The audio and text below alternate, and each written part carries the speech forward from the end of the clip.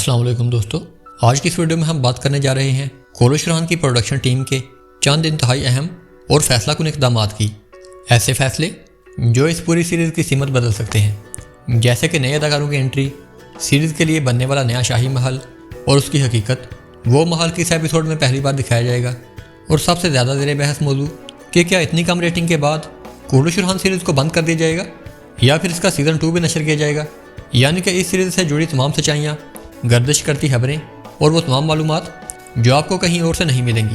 तो चलिए वीडियो का आगाज़ करते हैं। तो दोस्तों, सबसे पहले बात कर लेते हैं किस्त नंबर 12 की, जो ओवरऑल देखा जाए तो वाकई में एक शानदार और मुतवाज़न किस्त थी। हर किरदार को मुनासिब स्क्रीन टाइम मिला, कहानी ना ही ज़्यादा तेज़ थी और ना ही बहुत ज़्यादा स्लो, और राइटिंग के एतबार से भी ये किस्त खासी मजबूत महसूस हुई। और ओवरऑल इस दफ़ा की प्रेजेंटेशन भी काफ़ी बेहतर रही। लेकिन सबसे ज़्यादा खुशी मुझे एक ख़ास बात की हुई कि आज की किस्त में हम सब की चहेती गोंचा खातून भी नजर आई।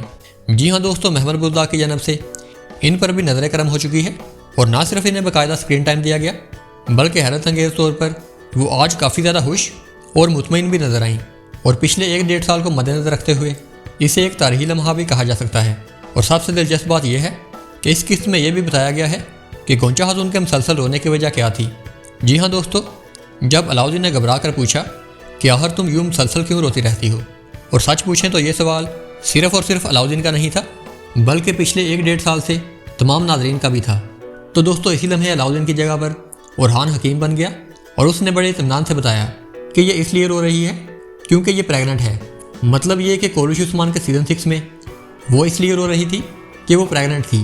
बाद में इसका हमल ज़ाया हो गया तो वो मज़ीद रोने लगी कि अब उसकी औलाद नहीं हो सकती, और अब जबकि वो दोबारा प्रेग्नेंट हो चुकी है तो इसे फिर से रोना आ रहा है। इसके अलावा दोस्तों, इस किस्त में एक और नहायत ज़बरदस्त और बेहतरीन पहलू भी वाज़ेह होकर सामने आया है। यानी कि जब ओरहान शहज़ादी स्पोर्चा को बचाता है और अपने रुमाल से स्पोर्चा के ज़ख्मी बाजू पर पट्टी बांधता है, तो इस दौरान उन दोनों की कुर्बत और ऐन उसी लम्हे नीलोफर खातून का भी वहीं पर पहुँच जाना और इसी पस मंज़र में उसका स्पोर्चा से हसद करना एक फितरी बात है, और हम इसकी तवक्को भी कर रहे थे। बिल्कुल इसी तरह जैसे कि कोरोश उस्मान में जब उस्मान और मलहून खातून की शादी हुई, तो इस दौरान बाला खातून के लिए जिस तरह के हालात पेश आए, वही सेम टू सेम सिनारियो अब स्पोर्चा और नीलोफर खातून के मामले में भी सामने आ सकता है। लेकिन दोस्तों, यहाँ पर एक ऐसी बात है जो समझ से ज़रा बाहर महसूस होती है, और शायद आप में से बहुत से नाज़रीन भी हमारी इस बात पर मुतफिक हों।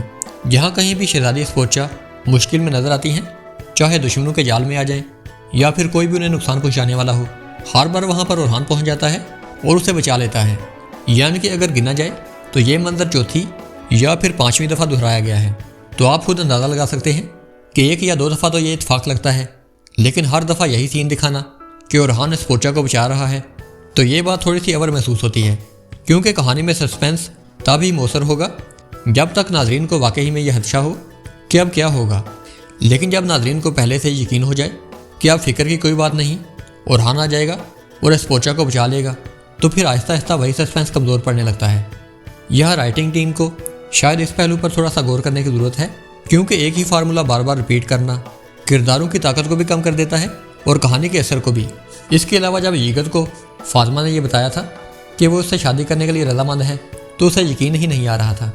यकीन तो खैर हमें भी नहीं आ रहा था, लेकिन उसे क्या मालूम था कि फातिमा ने यह फ़ैसला किस वजह से लिया है। लेकिन दोस्तों, आपके ख्याल में क्या यीगत और फातिमा की शादी वाकई हो जाएगी? अगर मेरी राय पूछें तो मुझे ऐसा नहीं लगता। लेकिन अगर ऐसी नौबत भी आई और फातिमा और यीगत की शादी तय हो गई, तो हमें लगता है कि फ्लाविस किसी तरह फातिमा को अगवा करके ले जाएगा। इसके अलावा फातिमा भी गहरे सदमे के आलम में है और पिछली 2 किस्तों से मुसलसल रो रही है, और यह हकीकत में एक फितरी और काबिल फ़हम अमल भी है कि अगर किसी लड़की के सामने इतना बड़ा झूठा शिकार हो जाए कि वो जिसे प्यार करती है या जिसे दिल से चाहती है वही उसका सबसे बड़ा दुश्मन है, तो उसका रोना बनता है, और जितना हो सके ऐसा दिखाना ज़रूरी भी है। लेकिन यहाँ पर हमारी प्रोडक्शन टीम से गुजारिश है कि उसका ये रोना लंबा ना खींचा जाए, क्योंकि पिछले 2 सालों से गोंचा खातून ने यह काम भरपूर कर लिया है। तो अब हमारी प्रोडक्शन टीम से गुजारिश है इस चीज़ को फातिमा के मामले में ज़्यादा लंबा ना खींची। इसके अलावा फातिमा और फ्लाविस का घोड़ों पर एक दूसरे के सामने आने वाला सीन भी काफ़ी ज़्यादा ज़बरदस्त था। लेकिन मुझे एक बात समझ में नहीं आई कि ट्रेलर में फ्लाविस का घोड़े से गिरकर ज़ख्मी होने वाला सीन, जो कि सोशल मीडिया पर भी काफ़ी ज़्यादा वायरल हो रहा था, और लोगों के जहनों में ये सवाल था कि फ्लाविस घोड़े से हार क्यों गिरा, और क्या वो वाकई ज़ख्मी था। लेकिन जब हमने किस्त देखी तो हैरत अंगेज तौर पर ये सीन मुकम्मल तौर पर काट दिया गया। और ऐसा पहली दफ़ा नहीं हो रहा, बल्कि ये इत्तेफाक दूसरी या तीसरी दफ़ा हो रहा है कि ट्रेलर में दिखाए जाने वाले कोई सीन्स किस्त में नहीं दिखाए जाते। इसके अलावा दोस्तों, इस एपिसोड में कुछ तारीखी और अहम हक़ाइक़ भी नुमायां तौर पर दिखाए गए हैं जो इस सीरीज़ के नाज़रीन के लिए दिलचस्पी का बायस बन सकते हैं। सबसे पहले हमें दिखाया गया कि ओरहान ने खुद को सुल्तान डिक्लेयर कर दिया है और अब रस्मी तौर पर वो सुल्तान ओरहान कहलवाएंगे। इसके अलावा बुरसा शहर को उस्मानिया रियासत का दारुल हुकूमत करार दे दिया गया है और सबसे बढ़कर उन्होंने अपने भाई अलाउद्दीन को उस्मानिया सल्तनत का पहला वज़ीर-ए-आज़म तैनात कर दिया है और अलाउद्दीन भी अब सरकारी तौर पर उस्मानिया रियासत के वज़ीर-ए-आज़म हैं।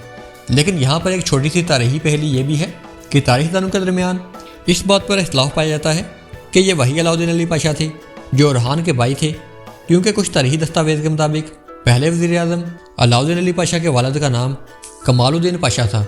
लेकिन इस बारे में मोरहीन चूँकि दो तरह की आरा रखते हैं तो हम इस पर ज़्यादा बहस नहीं करेंगे। मज़ीद बरा इसी किस्त में एक और तारीखी वाक़या कि ममलूक सल्तनत के सुल्तान जिनके एलची ने उस्मानिया रियासत को रस्मी तौर पर तस्लीम कर लिया है। लेकिन यहाँ पर एक तारीखी हकीकत ये भी है जो जानकर शायद आपको हैरानी हो। जी हाँ दोस्तों, आगे जाकर इसी सुल्तान ओरहान की औलाद में से सुल्तान सलीम युआज़ ने इसी ममलूक सल्तनत पर हमला किया और ज़बरदस्ती ममलूक सल्तनत के तमाम हिस्से को उस्मानिया रियासत में ज़म कर लिया। और ममलूक सल्तनत के सुल्तान को भी ये बात मालूम नहीं थी कि आज वो जिस छोटी सी रियासत को तस्लीम कर रहा है आगे जाकर वही उसकी सल्तनत यानी कि ममलूक सल्तनत के खात्मे का सबब बनेगी। और दोस्तों, अब बात कर लेते हैं दमीर खान की, जिसका रवैया पिछली दो किस्तों से आपने देखा होगा। जैसे कि पहले जब सुल्तान ओरहान ने तैमूर ताश के एलची की गर्दन उड़ाई तो दमीर खान ने इसकी मुखालफत की और बाद में इसने इस रियासत को तस्लीम करने से भी इनकार कर दिया। इसी तरह किस्त नंबर 12 में ममलूकों समेत दूसरी तमाम रियासतों ने उस्मानियों के लिए खैर सगाली का पैगाम दिया, लेकिन वहीं पर दमीर खान उस महफिल को आधे रास्ते में वहीं पर छोड़कर चला गया। तो दोस्तों, हम आपको बताते चलें कि तारीख में भी दमीर खान का किरदार कुछ ऐसा ही था और इसकी कहानी और फैसले तारीख के लिहाज से भी काफ़ी दिलचस्प हैं। और हमारी कोशिश भी यही है कि दमीर खान के किरदार के बारे में एक मुकम्मल तारीखी वीडियो आपके सामने पेश करें। लेकिन यहाँ पर एक हकीकत ये भी है कि ऐसी वीडियोज़ के लिए काफ़ी ज़्यादा रिसर्च करनी पड़ती है और 3 से 4 दिन सिर्फ रिसर्च में लग जाते हैं ताकि हर बात सही और मुस्तनद हो। लेकिन दोस्तों, हैरानकुन तौर पर आप लोग ऐसी वीडियोज़ में बहुत कम दिलचस्पी दिखाते हैं, जिसकी वजह से व्यूज़ बहुत कम आते हैं। तो दोस्तों, अगर वाकई आप चाहते हैं कि हम इस बारे में एक मुकम्मल तारीखी वीडियो बनाएं कि कराची वैली एक उस्मानिया सल्तनत में कैसे शामिल हुई, तो हमें कमेंट्स में ज़रूर बताएं। और आप लोगों के इस बारे में कम से कम 200 कमेंट्स ज़रूर होने चाहिए। इसके अलावा दोस्तों, इस एपिसोड में बाला खातून की कब्र भी दिखा दी गई है, यानी कि 11 किस्तों के इंतजार के बाद बिल्लाहर बाला खातून की वफ़ात पर भी मोहर लगा दी गई है और नाज़रीन को यह बता दिया गया है कि बाला खातून की वफ़ात हो चुकी है और अब उनकी इस सीरीज़ में एंट्री नहीं हो सकती।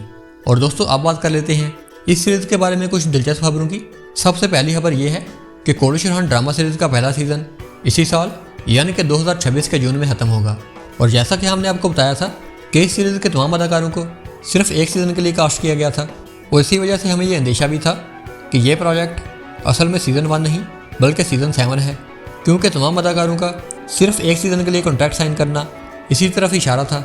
और चूँकि अब हमेशा की तरह इस सीरीज़ का पहला सीज़न जून के महीने में इख्तिताम को पहुँचेगा और जैसा कि आप देख सकते हैं कि इस सीरीज़ की रेटिंग भी मुसलसल कम आ रही है।